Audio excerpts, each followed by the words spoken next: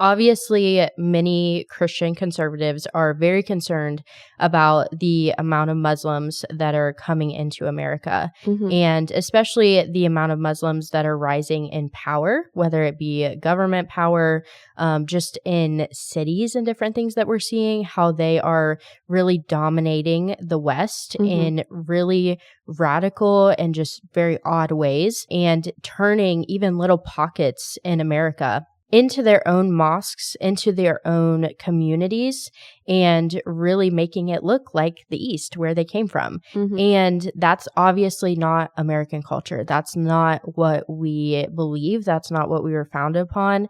And if our founders saw that today, I mean, it would just be absolutely insane. I don't even know what they would say, because that is certainly not the intent. That wasn't the goal for coming over here to America. Obviously, we are open to religions. We are open to free speech. We are open to freedom as a whole, but within God's moral law. We are for freedom in every single capacity, but it is freedom within the bounds of virtue, within the bounds of the moral law, the laws of nature and nature's God. That is exactly how the founding fathers put it. And so that means that we abide by the laws of nature, which would mean things like male and female and procreation, and understanding that there's a being that's more powerful than you are, that is presiding over the universe. And so now the only law we are obligated by is the moral law of God. So these would be things like the 10 Commandments and some other things that Jesus would have reiterated during his ministry. And so those are all things that we're still bound by. The issue with Islam is they don't believe in any of that. And so when you come to America, that means that Islam is not a religion that is fully tolerated here, where you can just do what you want and you can just transplant yourself where, okay. That now I don't think that many people even know what true Christianity actually looks like.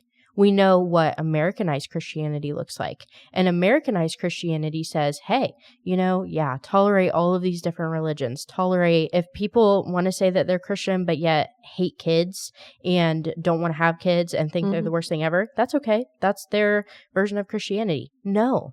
And so we now have, growing up, we've always had this concept of what true radical Christianity looks like, about what it looks like to live the Christian lifestyle. And so why would I choose anything else when I am confronted with that choice, when I do have that choice laid before me, where I could choose something different? Well, I've seen something so beautiful in that and what I've been raised by.